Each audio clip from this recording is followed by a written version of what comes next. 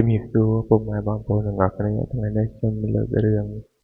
ព្រេងមកពុកនៅឯភ្នំ1005កាលពីឆ្នាំ8ជាងដោយរឿងនេះខ្ញុំបានដឹងពីលោកអ៊ុំសានដែរទេតែអ៊ុំសានហ្នឹងគាត់បាននិយាយរឿងដែលពាក់ព័ន្ធជាមួយនឹងភ្នំ1005និងមិត្តភក្តិរបស់គាត់ម្នាក់គាត់ថាកាលពីដើមឡើយហ្នឹងគាត់ជាមិត្តមានមិត្តភក្តិម្នាក់ឈ្មោះលោកអ៊ុំធាដែលរស់នៅក្នុងភូមិជិតគ្នាហ្នឹងដោយថ្ងៃមួយលោកអ៊ុំធាហ្នឹងក៏បានមកបបួលលោកអ៊ុំសានហ្នឹងទៅដើរលេងតែព្រៃភ្នំជាមួយគាត់ដោយលោកអ៊ុំសានគាត់បាននិយាយថាគាត់ទៅជីភ្នំគាត់ទៅបានប៉ុន្តែបើឡើងទៅភ្នំទៅលើភ្នំគាត់អាចជិះទៅទេព្រោះអីភ្នំ1005នេះចាស់បុរាណគេដឹងឮថានៅក្នុងភ្នំ1005គឺវាមានសត្វសាហាវនិងមានខ្មោចមានព្រាយវិសាចជាច្រើនអញ្ចឹងគាត់អត់ហ៊ានឡើងទេព្រោះគាត់អត់ចេះអីសោះហើយលោកធានគាត់ថាគាត់ដូចមិនសូវជឿសោះព្រោះអីលោកធានគាត់ជាមនុស្សដែលអត់ជឿលើអបិយជំនឿទេរឿងអបិយជំនឿរឿងអីហ្នឹងគាត់អត់ជឿទេ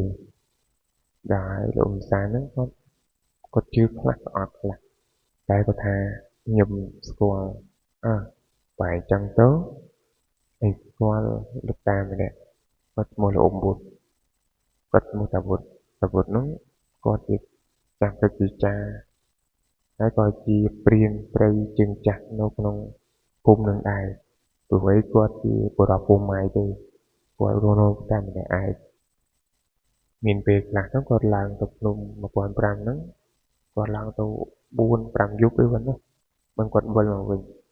ហើយគាត់តាមសង្កេតមើលភាគច្រើនអ្នកបរបាញ់សត្វដែលហ៊ានឡើងទៅភ្នំ1005ហ្នឹងគាត់ថាអត់មានអ្នកឡើងហើយវិលមកវិញបានទេគាត់ថាអ្នកដែលហ៊ានឡើងទៅវិញឡើងទៅហើយវិលមកវិញបានតែឡើងទៅ5នាក់មកវិញបានតែ2នាក់អីហ្នឹងទេហើយលោកសានក៏បាននិយាយរឿងដែលពាក់ព័ន្ធជាមួយភ្នំ1005ហ្នឹងព្រោះគាត់ដឹងខ្លះពីពុកម្ដាយឪពុករបស់គាត់ដែរដោយថាចាស់គាត់ពីដើមគាត់តែនិយាយប្រាប់គាត់ថាអ្នកបរបាញ់ភាគច្រើនហ៊ានឡើងទៅជាជើងភ្នំអីទីជួយអីហ្នឹងគាត់ថាបាញ់យកសត្វអស់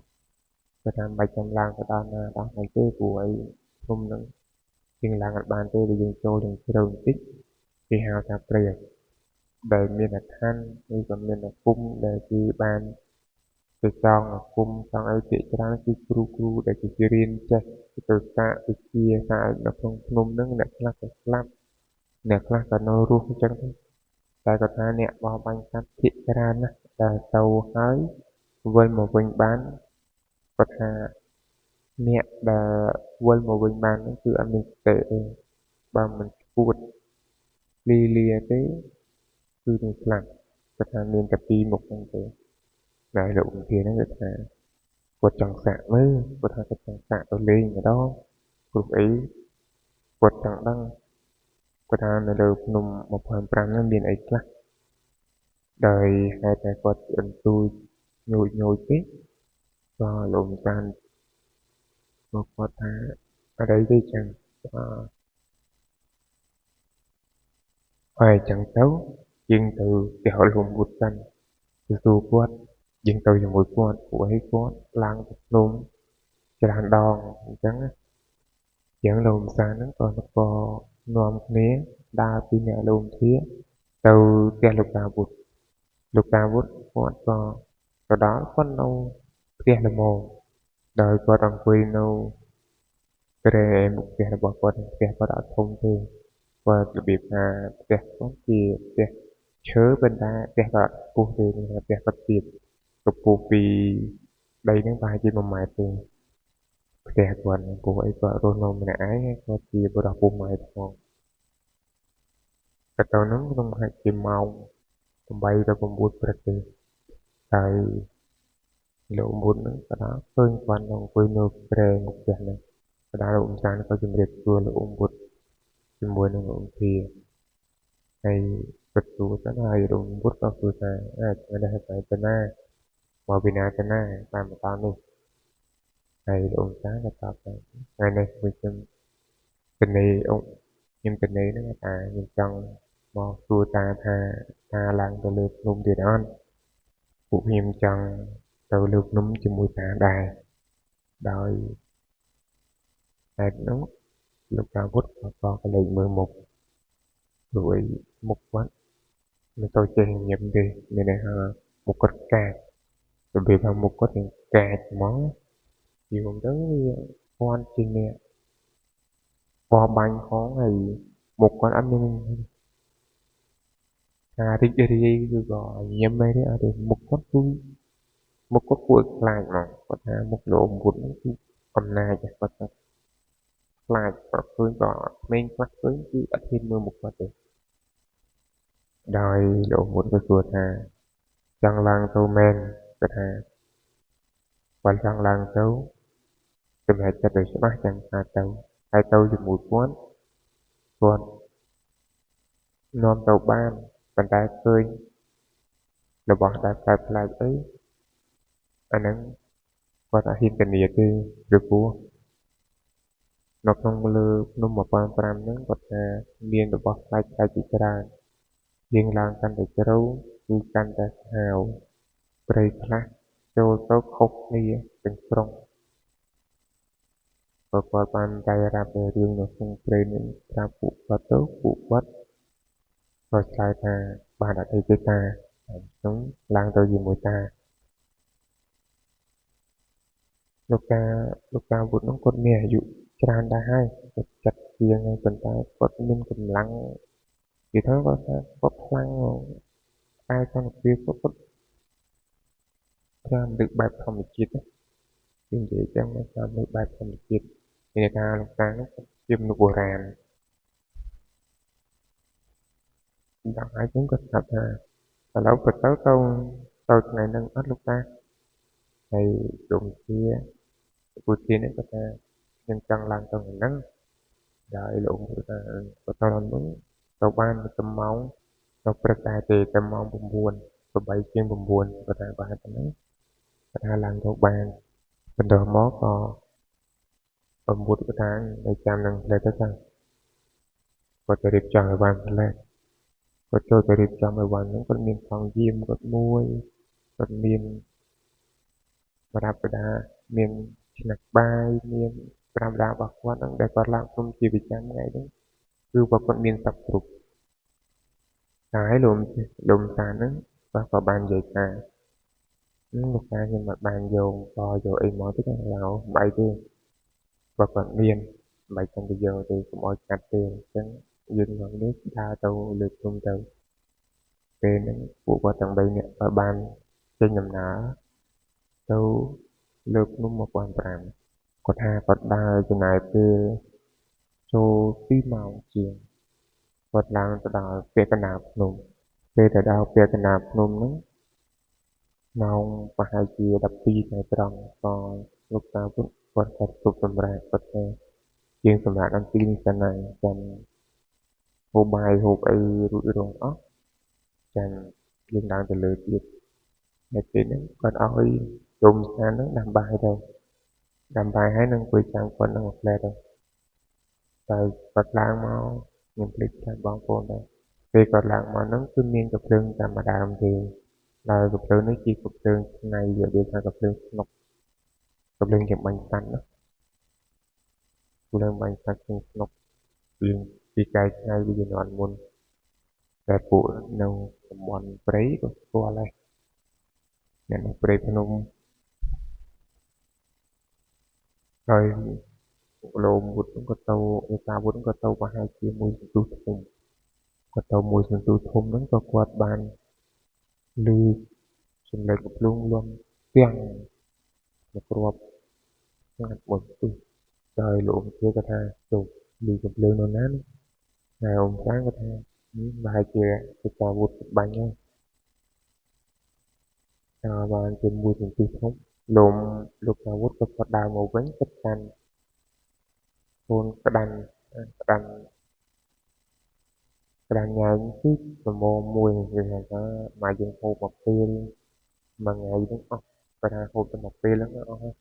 ព្រោះវាតម្រាំទៅថា3នាក់ឯងមកល្មមព្រោះគាត់យកមកដល់បោះឲ្យលោកខានហើយនឹងលោកធានហ្នឹងគាត់រៀបចំធ្វើវាទៅ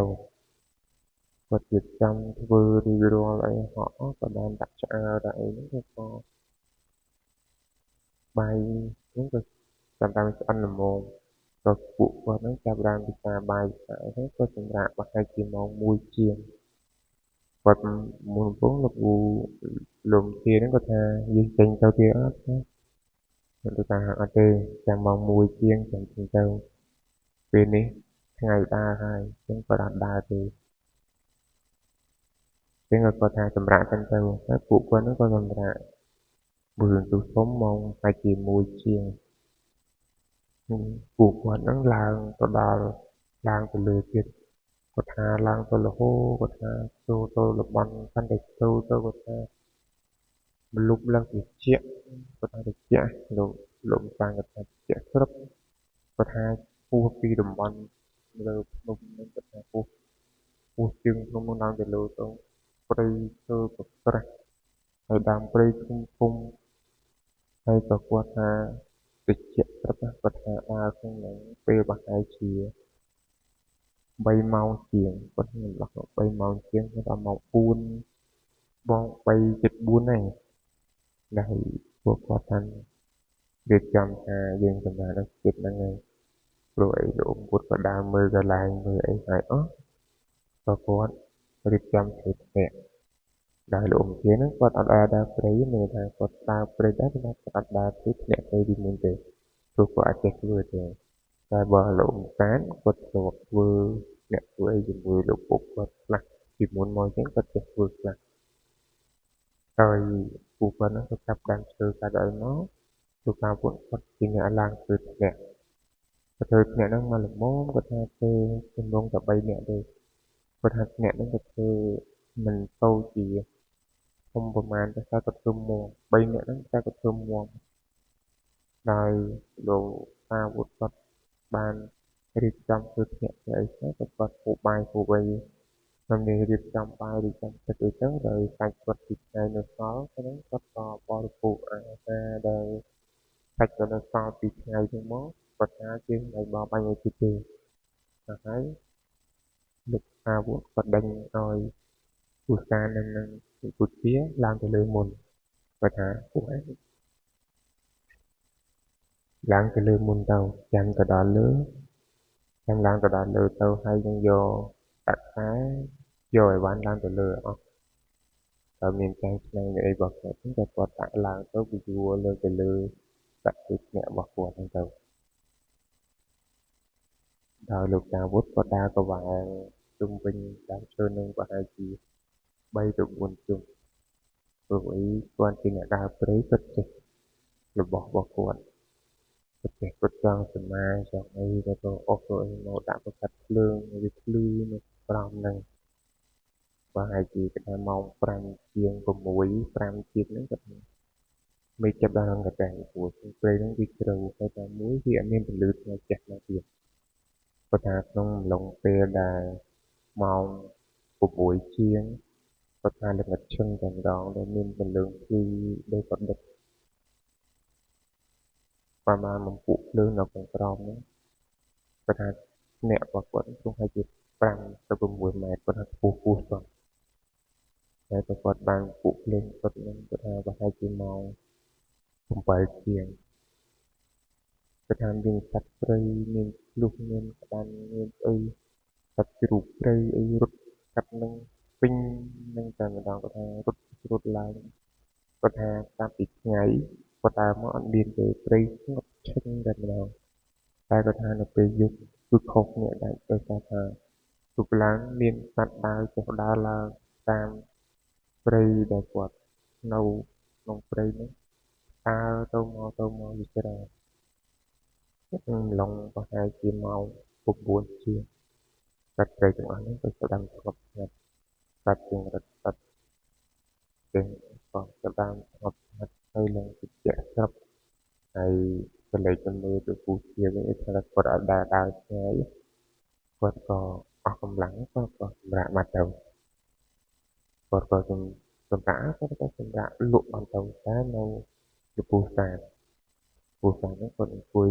này dùng mưa nên được cao vẫn còn nông quỳ thì chân mưa được cầu đấy vật cua được cả một ta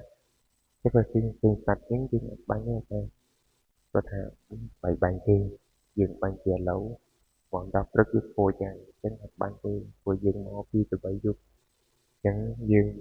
bánh ấy thôi dụ lục quy sản vật đang cần quy nên dùng mùi được ra nó có thể không và hai chè màu đập mùi dục có thể mình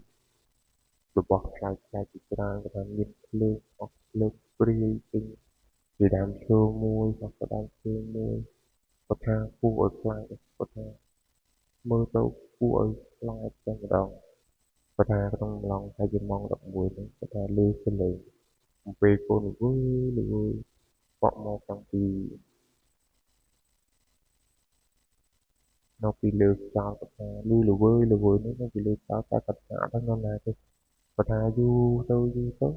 rồi lấy những cái là chuyện tôi đó thật hơn đông thương đông một hoặc trên từ đang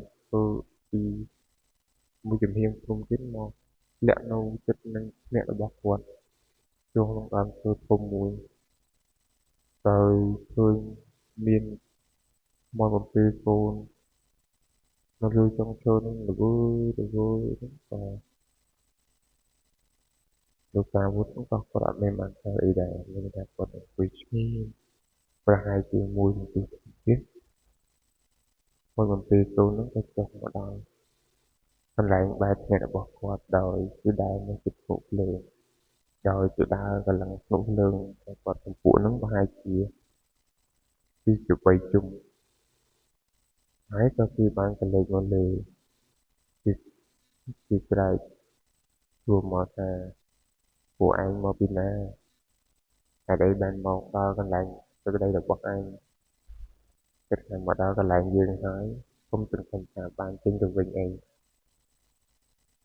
đại độ nào vốn có quạt quạt kiên trì chỉ đàn đo khi chụp bay đo và là ốp san đến paradise phương để bỏ đây trên chân đi muốn nữa chiều Việt Nam có ruồi nhau người ta có lại người ruồi người ta có hiên mơ đấy người ta một mọi cái nó người ta một của là người ta này cũng không liên trên một rào hay một nâng rồi lấy hay lùi ở đây trời sao một cái con trai bị lừa tôi từ được cả tôi mò nhẹ nhàng lại anh trên đâu bây chân nâu luôn sắp trên tới ngày đâu và sinh tiền mình chân kinh tế bò bầm biến rồi lại là bọc quá con trai đi và lần sau là những con để chân rồi tay được bọc quá khô thôi thì cái từng on bực mỏi trong tâm đó thì nó càng có thể độ chục cả một cái vài thì mọi cái tôi của bạn tôi mò có thể tôi lưu lọc qua tinh tray trong lòng có thể tung tập bay cái này thì của bạn thì viên của rút lang đang sơ để còn lang còn tay mọi những lang ở đuôi tê việc mặt đang sơ đến tu đau khi tu vinh việc đau thì say ôi nhưng người ta có thể của lang về đây cũng lấy cái tray dùng mà đâu có thể lòng còn lũi tinh tray trong đó rồi mọi cái nên mình không tránh tôi cao của các bạn vô thầy có nó luôn trong gì là bọc vẫn ban này còn cái tôi thấy có bài từ lượt mọi người này một mình tu lắng việc sau việc trái dung việc hạt đào là nói vào việc học trên cái này của mình và hai chiều mùi tôi bọc cùng đó ở phòng gạch nó dịch nắng có thể ăn miên ấy chứ miên tình ở để bỏ nó mò tầm mùi thì nó ban tầm tạ luôn luôn nó đẹp lì màu và ព្រឹកបើគាត់ចាប់ផ្ដើមចុះប៉ុន្តែលោកពូសានហ្នឹងលោកជានឹងគាត់ថាម៉ោង7បង្កប់ចុះត្រង់ចាំមកឡាក់ចុះពីឡើងជើវិញពីទៅពីធ្លាក់មកតែអត់លោកតាវុធហើយដល់លោកតាវុធហ្នឹងគាត់ពីគាត់ចុះមកដល់ក្រោមគាត់អត់ដឹងថាលោកតាវុធចុះតាំងពីស្មានហ្នឹងទេដល់ពេលអញ្ចឹងពួកគាត់ក៏ទៅវេវ៉ាហ្នឹងចុះមកថាមកដល់ពួកគាត់រៀបចំតាមបាយតាមទឹកធ្វើម្ហូបអីក៏ពិសាពីពេលព្រឹកហ្នឹងចឹងពួកគាត់ហ្នឹងក៏ជប់រវ័នរបស់គាត់នៅលើផ្ទះហើយពួកគាត់ហ្នឹងគាត់ដើរក្នុងព្រៃហ្នឹងគាត់ដើរហើយលោកពូទាហ្នឹងក៏ចង់ដើរមើលតែតាវុធទៅចេះមែនតើចូលព្រៃកាន់តែជ្រៅទៅគាត់ថាចុះតែជាម៉ោង2ជាងពួកគាត់ក៏ចាប់ផ្ដើមវិលមកវិញដល់ក៏ទៅបានឆ្នាំបានអីរបស់គាត់នេះគឺច្រើនតែហើយគាត់ថាពេលថ្ងៃទីនៅក្នុងព្រៃនេះគឺតិចស្រស់ស្រាយណាស់តែមានធម្មជាតិល្អគាត់ថាព្រៃនេះគួរគាត់ថាព្រឺព្រួចផងរីឡំជាមួយនឹងភាពស្ងប់ស្ងាត់នឹងព្រៃនេះគឺឮតែសលេងសត្វលេងអីយើង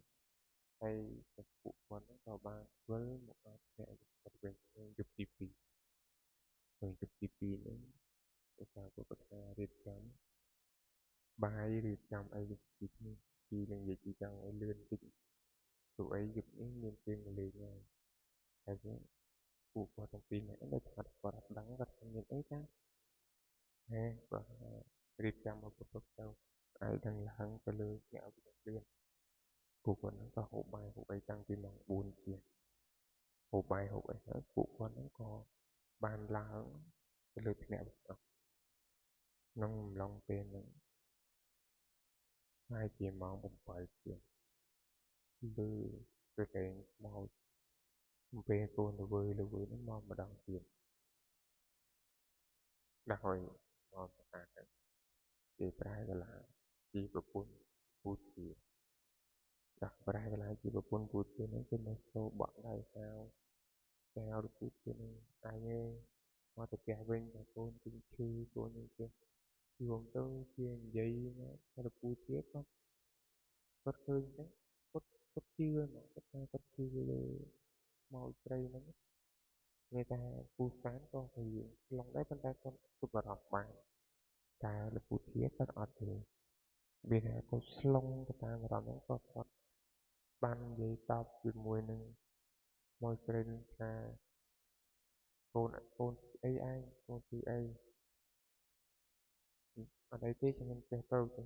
ប៉ុន្តែបានប៉ុណ្ណឹងហើយក៏គាត់រៀបនឹងសំណូខ្លួនចេះទៅហើយត្រូវបាវុធចាប់បានគាត់ចាប់ដៃចុះគាត់ក៏បានសូត្រ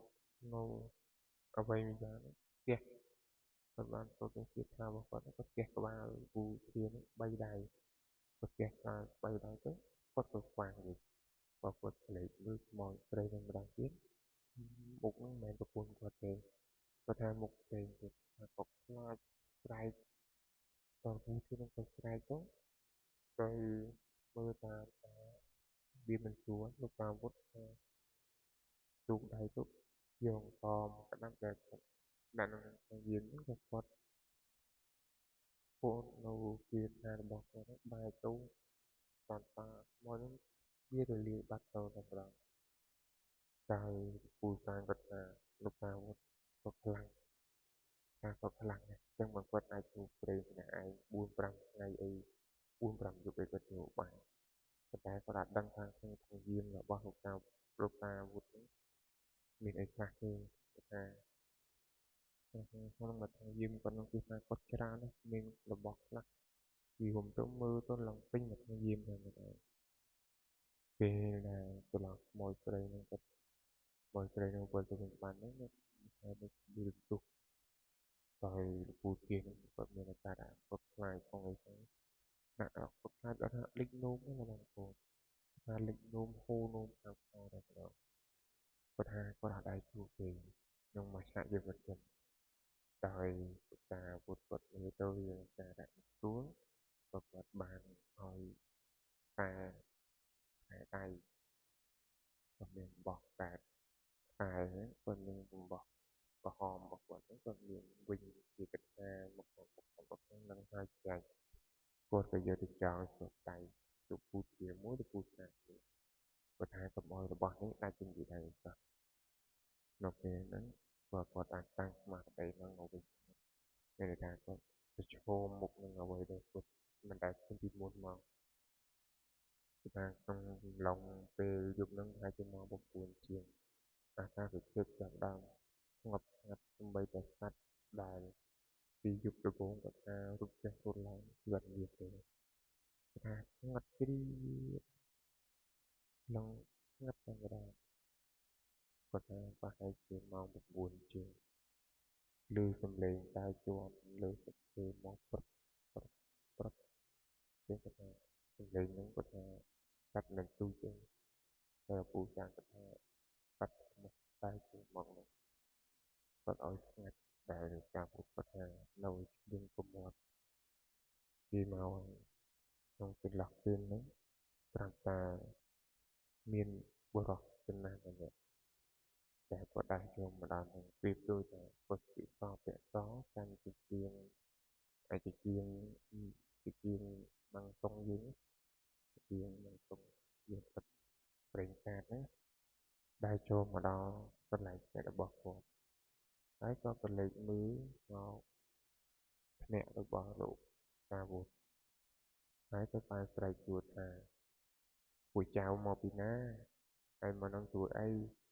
ហើយមកនឹងអត់ខ្លាចទេអីក្នុងព្រៃនេះគេមិនឲ្យចូលមកទេតែក្នុងពេលហ្នឹងលោកពូតាក៏ជានឹងឆ្លើយទៅលោកតាវុធគាត់យកកែងហ្នឹងទៅទុកមករបស់គាត់ក៏ប្រាប់គាត់ថាកុំមាត់នៅឈាមឮអីក៏ដោយកុំមាត់តឲ្យសោះតែពេលហ្នឹងតាចំណាស់ហ្នឹងគាត់ចេះតែស្រែកគួរមករហូតដល់លោកតាវុធគាត់ទ្រាំមិនបានគាត់ក៏ស្រែកទៅវិញថាឯងចេញទៅចេញទៅចេញទៅចេញទៅវិញទៅឯងចំណាស់ហ្នឹងបើសិនជាឯងហ៊ានទៅនៅទៀតវានឹងបាញ់បំបែកក្បាលរបស់ឯងតែម្ដងគាត់ក៏និយាយបដាគាត់បានលើកភ្លើងជុងមកបដាដោយពជាវៈមុននឹងវាមើលទៅវាមិនស្រួលវាដើរកន្លងដើរ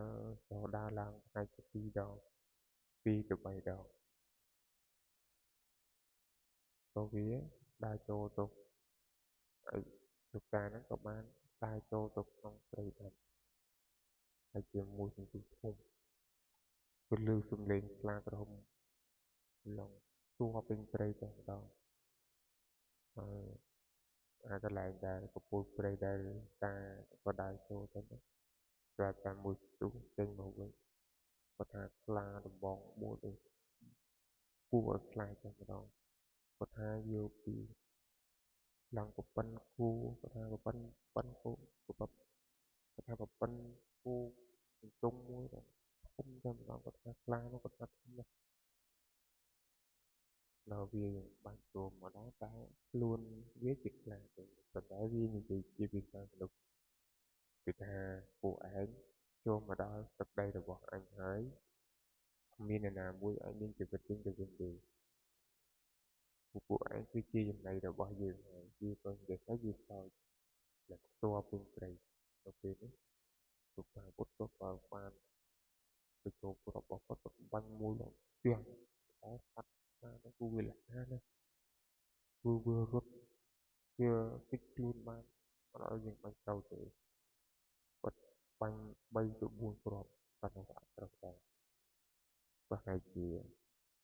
ពេលហ្នឹងទៅតែវាអស់លក្ខគឺក៏វាអស់បុណ្យ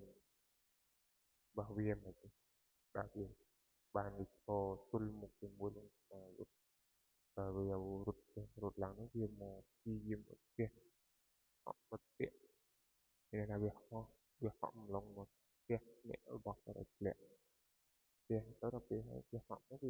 thì miền cầm lang ấy mà dạng cứ ở đâu việc sao cái việc học tiết tụ bình đẳng nó chỉ chia phần mà được bỏ cái cả một cơ ấy có cả một vật rồi mình bán vật là việc còn việc cho đến cái thang vật bánh vật ăn miếng bột chả này bột miếng thịt chẳng qua đặt bánh thì về còn việc cho đến vật luộc trộn nhiều vật đến cái đi vật luộc trộn tốt đặt kata usaha kata pagkadako ko ganyan kung klam wen bakwat at dam bakwat ng bakwat banto no kita bakwat at bak ang parao ko at lagi ru klam mo yung kung kata kata ko din mo na kata klat từ pratham na ni kata wala ka tin tray na peno ko cham dam na tong pin project ni kata la mơn na kata Persata ខ្លាអាគមប៉ះជាមួយនឹងខ្លាសិលមានន័យថាខ្លាសិលនៅក្នុងព្រៃជាខ្លាសិលផងវាមិនអាចយកខ្លាអាគមរបស់លោកតាវុធណាយកឈ្នះខ្លានឹងបានទេគាត់ថាតាមគ្នាមួយទុះចាប់តែខ្លាប្រមងដ៏ធំរបស់នោះក៏បានលូតចាំស្មាខ្លារបស់គ្រូអ៊ំវុធចាប់ទៅចិនកគឺក៏ប្រវត្តិមួយត្រសឹងធ្វើឲ្យខ្លាលោកតាវុធគឺរលាយបាត់ទៅក្នុងមួយពេលនេះក៏ពេលហើយលោកតាវុធគាត់ថាអាយ៉ាអានេះខ្លាំងមកគឺគាត់ឡើងអង្គុយលេងទុកទៀតចាប់ផ្ដើមហក់ហមបានពងពុះគាត់ថាប្រកបនឹងក៏អត់ដឹងgìយ៉ាងពងអីទេគាត់ថាឡើងទូទៅវិញទៅសូត្រនៅគ្លៀតខាងរបស់គាត់ហើយក៏គាត់បោះខាងក្រោមទៀតមួយចង្កឹះធំគាត់ថាបោះទៅដល់ធ្លាក់ពេញរូបពុះគាត់ថាពុះទ្រង់នឹងលៀននឹងធំឡើងក៏ចង់បណ្ដាំសម្រាប់គាត់ថាខ្ញុំពីយុទ្ធគ្នាជាមួយខ្លានោះចុះឡើងទៅខ្លានឹងក៏ត្រូវតែស្របមកបានខ្លានឹងជួបខំជាមួយនឹងពុះនឹងមួយចង្កឹះធំហើយខ្លានឹងក៏វាមិនណយដែរពួកខ្លានឹងវាតាំងដែរពេលដែលពុះនឹងវាវាយវហាមកខ្លួនវាគឺតាមតាមរិចធំជាងមុនទៀតដោយថាខ្លាថ្មិលហ្នឹងក៏យើងគាត់ថាប៉ុណ្ណឹងគាត់ថាខ្លានឹងខ្លាថ្មិលគឺក្នុង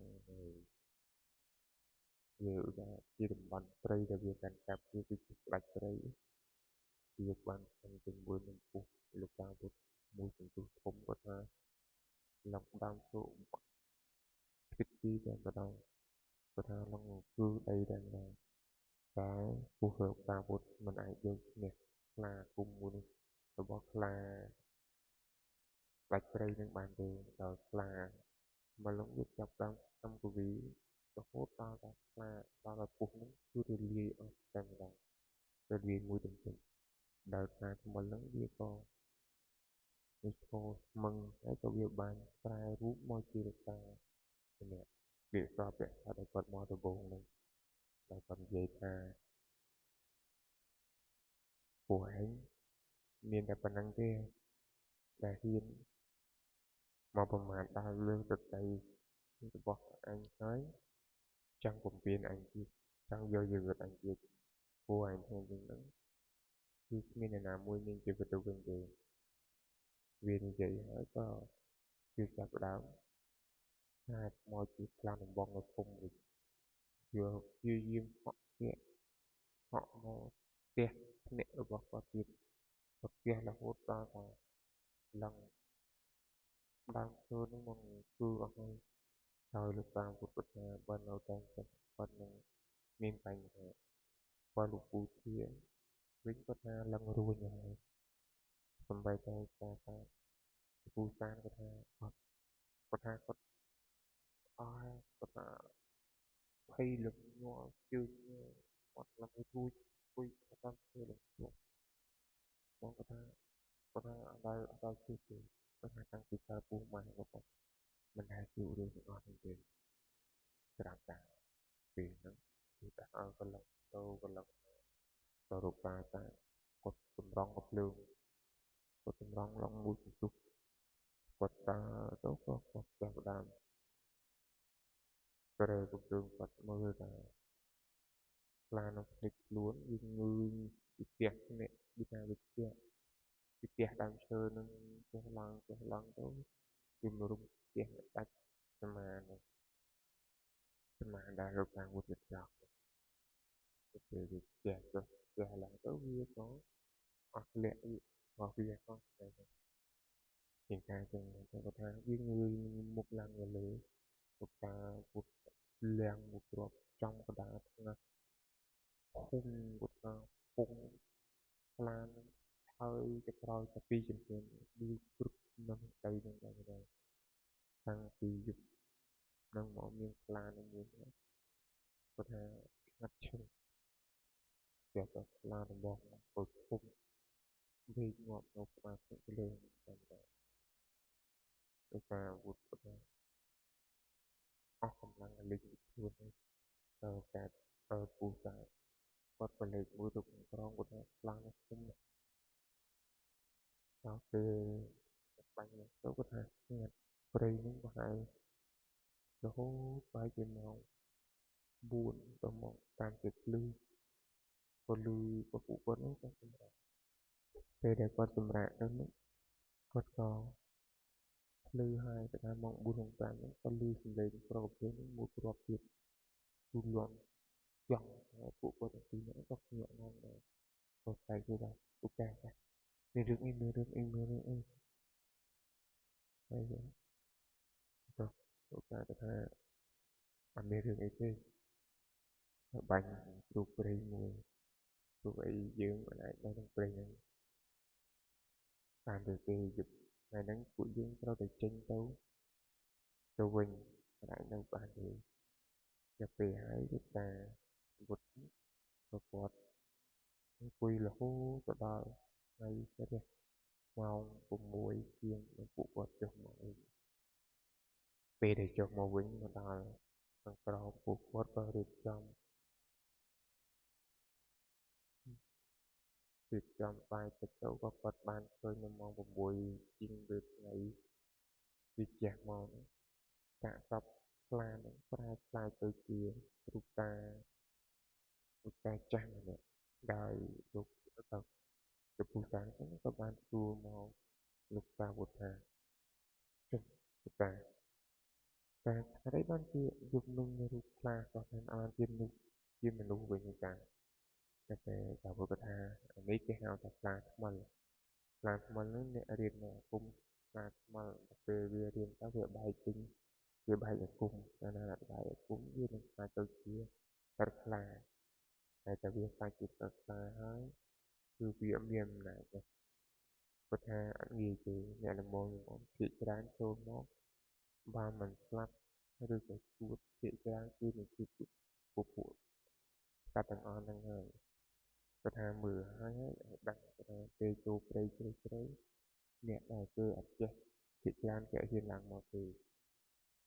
ដោយពូសានឬពូជាគាត់ថាគាត់ក្បត់ហើយគាត់ថាគាត់អត់ហ៊ានឡើងមកទៀតទេគាត់ថាគាត់ខ្លាចតែម្ដងតាំងពីពេលហ្នឹងមកពួកគាត់ក៏ចាប់ផ្ដើមធ្វើជីកម្ដៅជីអីហើយអស់ក៏បានសាកសពលោកតាហ្នឹងទៅសាកសពតាព្រាយខ្លាហ្នឹងទៅហើយពួកគាត់ក៏នាំគ្នាចេញទៅនឹងមកវិញគាត់ថាធ្វើដំណើរមួយថ្ងៃពេញទៅគាត់ថាទុកសម្រាប់នឹងកន្លែងគាត់ទុកពោបាយដូចនេះមកដល់ហើយគាត់មកវិញនេះគាត់ណាដោយសារគាត់មានយកតែជ្រូកព្រៃដែលគាត់បាញ់បានមួយនឹងមកផងហើយក៏ពួកគាត់នឹងក៏វិលមកភូមិវិញ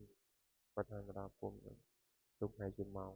4ដល់ម៉ោង5នាទីតាមទៅដែលបានដើរមកដល់ផ្ទះលោកតាវិទ្យាសាស្ត្រហើយតាំងពីហ្នឹងមកគាត់ចាប់ផ្ដើមជឿជាក់លើលោកតាពុទ្ធ100%តែម្ដងពុះសំខាន់ផងគឺពុទ្ធា ពួកឯងវិធានគាត់តែគាត់អត់ដែរនិយាយតាមមកឆាយએવુંដែរគាត់អត់ដែរនិយាយឃើញពីលេងទឹកកពុកនៅជំនាន់លោកតាវុឌ្ឍថារឿងលោកតាវុឌ្ឍនឹងគឺមានរឿងប៉ះគុំច្រើនហើយលោកតាវុឌ្ឍនឹងគាត់មានរឿងតទៅមុខទៀតផងតែខ្ញុំសូមលើករឿងដែលគាត់មានបោះបាញ់នៅក្នុងឆ្នាំ1500តែតែមានសិនចាស់ហើយតាំងពីពេលហ្នឹងមកពួកគាត់